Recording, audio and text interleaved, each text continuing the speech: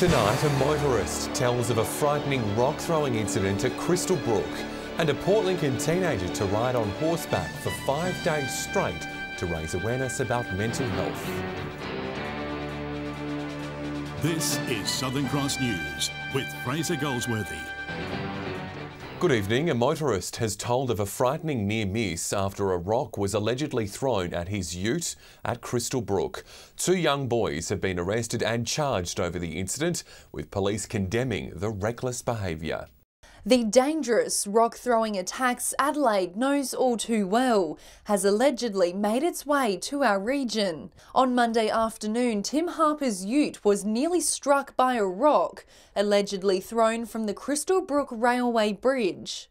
Seen the 2 kids laying on the bottom of the I-beam underneath the bridge, and just thought I'd keep an eye on them, and sort of just saw out the corner of my eye an object come towards my vehicle. While inspecting his car for damages, he noticed 2 boys hiding underneath the bridge. Hit the brakes, turned around and confronted them, because they started, one sort of stayed there, the other kid sort of got up on top of the bridge and they had their bikes over by the tree, and yeah, they were about to make a run for it. Local police have slammed the dangerous behaviour. Where this incident occurred, it is an 80-kilometre zone, so any vehicles travelling at that speed, and there's that potential there for very serious injury and obviously property damage. Police are warning of copycat behaviour during school holidays. We ask any members of the public who see anyone acting suspiciously over bridges to report that to local police. 2 boys just 11 and 12 years old from Crystal Brook were arrested and charged with throwing an object at a vehicle. They'll face the Port Pirie Youth Court in August. I'd like to tell them to sort of pull their head in, and Police will do everything we can to prosecute these offenders or people who engage in this sort of behaviour. Rachel Nell, Southern Cross News. A woman accused of murdering corn man Nathan Freer has had an application for bail denied. The defence argued that its client Adriana Tennant was facing a number of health issues that could not be suitably treated in prison. The prosecution strongly opposed the application, and Magistrate Forrest agreed that none of the health matters outweighed the seriousness of the offending. The case is due to return to court in September. It's been a year since a $1 million reward was announced for any information that leads to a conviction for the murder of Dylan Lindsay in Port Lincoln in 2004. Today, officers are still seeking that information. Dylan was just 11 months old when he was found brutally beaten inside a house on Ellen Street. He sustained some horrific injuries, including fractured ribs, a lacerated liver and a bruised heart, which saw the killer attempt to cover up the bruising on Dylan's body. The next morning, an adult staying at the house discovered Dylan was unresponsive and rushed to seek emergency assistance. Police still believe someone in Port Lincoln knows what happened. 4 people have been charged in relation to a theft in Whyalla. A Cartledge Avenue home was broken into last Sunday, with the group allegedly making off with a fridge, power tools and a red Ford Ute. Police tracked down the items at a Bastion Crescent home, but they also found an amount of methamphetamine. A search of a Mortimer Street house uncovered the stolen Ute. 3 men and a woman were charged with various drug and trespassing offences. They were refused bail and were due to appear in court today.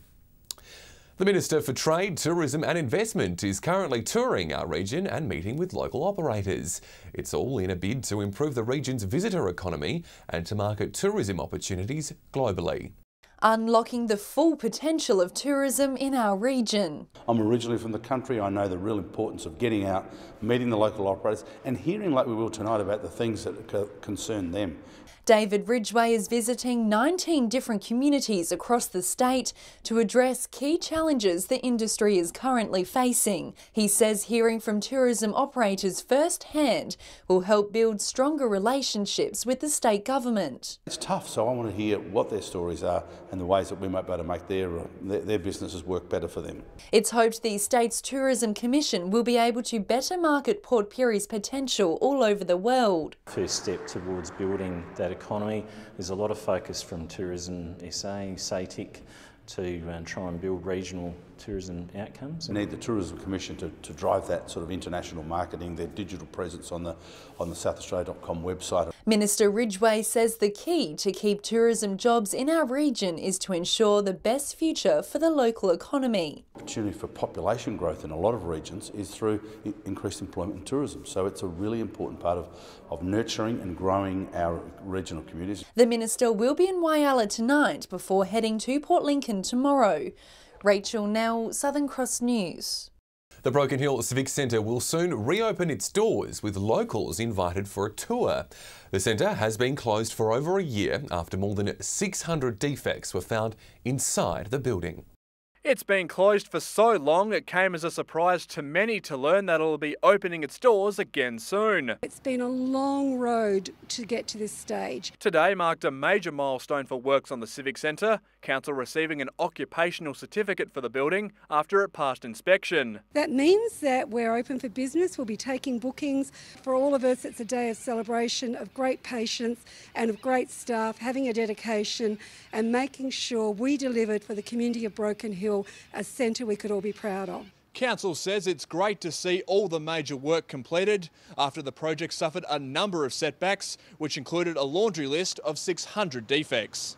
We tried to deal with the original builder to get some of those works rectified. That wasn't happening to the speed and to the level that we were required. So in the end, we were forced to terminate that contract and engage the services of another builder. The Civic Centre underwent a multi-million-dollar redevelopment in early 2017. After hosting 2 major events across 2 weeks, problems began to appear. Council shut down the centre again and set to work bringing the facility up to speed. It's full steam ahead now, with finishing touches and cleaning now taking place at the centre. Council will be holding an open day on August 5th. We have our certification, we're open for business. We wanted a building for the next century, and so for the council we've worked hard to make sure we deliver on that. Patrick Ryanke, Southern Cross News. Still to come tonight, a Port Lincoln teenager to ride 5 days straight in a bid to raise awareness about mental health. The Army will return to Whyalla later this year for an exercise for budding cadets before their graduation. It's been welcomed by local council and businesses, which both say it'll be a good economic and social boost for the city. With its eager community and bush terrain, Whyalla is a popular destination for Australian Army training. It's returning in 2018, with trainee officers from Duntroon College in Canberra set to head here for 6 weeks in October. It'll be the final exercise before becoming fully fledged officers. Integrate into a community, they get to work alongside other government agencies, police, emergency services, etc.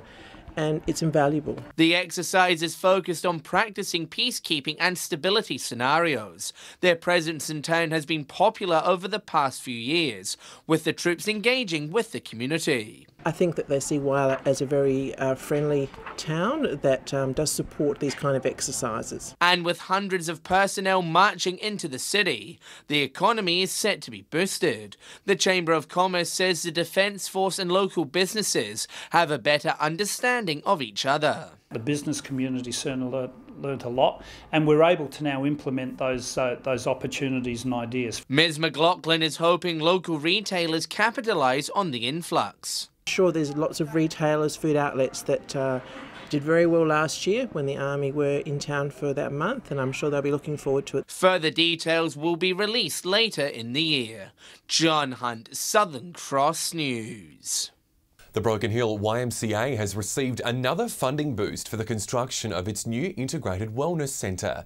The project will get an extra cash injection of over $300,000. It's a project that's going from strength to strength. The federal government's Building Better Regions Fund will now see the new YMCA Wellness Centre in Broken Hill share in over $1 million of extra funding. So the contribution from the federal government will ensure the completion of the mezzanine part of the building and essentially takes the YMCA's contribution from around 1.4 million down to around 1.1 million. The YMCA has received just over $370,000. Upgrades to the centre's mezzanine include 2 multi-purpose spaces, a spin room, a lift and improved accessibility. The project is on schedule with the concrete slab poured 2 weeks ago and crews now starting to bring the designs to life. So the project is currently at day 78 of construction, and we've had all of the site preparation works completed, and we now have and are entering into that stage of structural steel and foundational work happening, and at this point in time very much on track to be completed by the end of the year. The new wellness centre is expected to create at least 17 new jobs when it's up and running next year,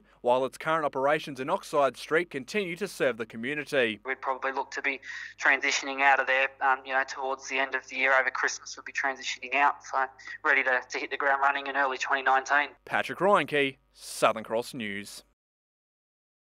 A Port Lincoln teenager will be riding on horseback for a gruelling 5 days straight in a bid to raise awareness about mental health.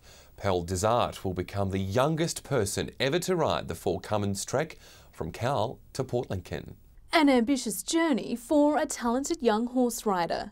14-year-old Pearl Desart will be the youngest ever rider to complete the Cummins Trek. Being asked to do this is a huge honour, especially being the youngest to ride and the only junior. She will join up to 10 riders for a gruelling 5-day-long journey in March, which will start in Cowal, winding down the Lower Eyre Peninsula across 250 kilometres to Port Lincoln. Each rider will have their own support car with their support person and all their campings, and we'll have trailers of hay and things like that, and towns along the way each night will provide us with barbecue tea and hopefully a shower. With this year's journey to raise money for a local organisation. All the funds we raise are going to Mentally Fit EP. So, and then for each individual's all riding for their own reason or their mental health. Pearl says horses have played a big part in her own mental health. I chose to ride because horses, for me, have helped a lot with my mental health. That got a very positive effect on anyone, really, I think. Pearl will take 2 horses on the trek, including a horse she rescued from the trotting track 3 years ago. Mum always tells me I have a natural thing with horses, so especially with Ruby, seeing me help her and her help me and growing together has been a really rewarding experience. The Cummins Trek will kick off on March 20. Casey Trelaw, Southern Cross News. What an inspirational story. Well, stay with us after the break. One of Australia's most loved entertainers brings her best stories to a local audience. That's next. Welcome back. Popular entertainer Denise Drysdale has stopped off in Whyalla as part of a tour of regional South Australia. The veteran television star took time out of her schedule to visit the Yeltana Aged Care Facility to take residents on a trip back in time. Denise Drysdale is one of Australia's most loved entertainers. She spent 50 years of her life in the public eye, working with Graham Kennedy, Ernie Sigley and Bert Newton, and even hosting her own TV shows. This audience was a little different, with Drysdale bringing some of her biggest stories to some of her biggest fans. And wonder how we made it all work out. I call it general mucking around and do some songs, some impersonations, some jokes, some audience participation. Ms Drysdale is currently touring regional SA and Victoria.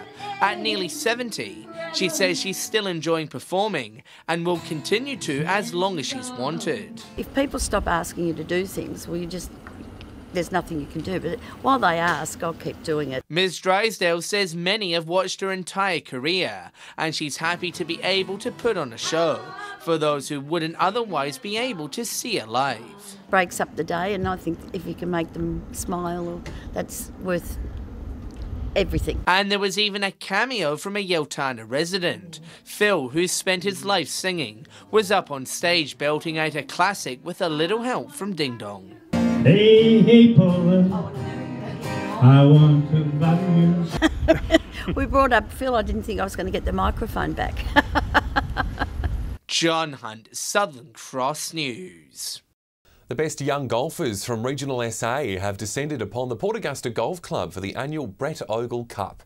The three-day tournament will feature teams from 8 districts across the state, all vying for their region to be crowned the best on the greens. From Victor Harbour all the way to Port Lincoln and everywhere in between, keen country golfers have brought their clubs to the fairways of Port Augusta to tee off at this year's state championship. It really is a great event for all juniors in South Australia.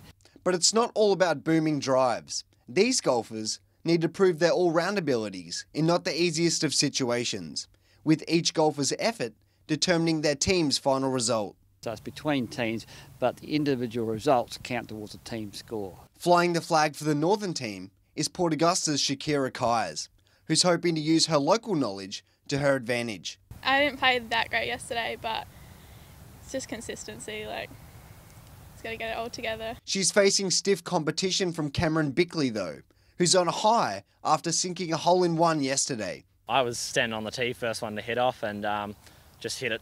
A really good shot and was watching in the air thinking, yeah, this is a good shot. Landed foot from the hole and trickled in. A player who's come through this tournament in the past is Joel Durnford, who now plays in the US and recently won a national title in the junior college division. Like Joel, for many of these talented golfers, this is the first step towards a career in the sport. It's about sort of getting your name out there and sort of putting results on the board, and this sort of tournament is massive for that. Garth Burley, Southern Cross News.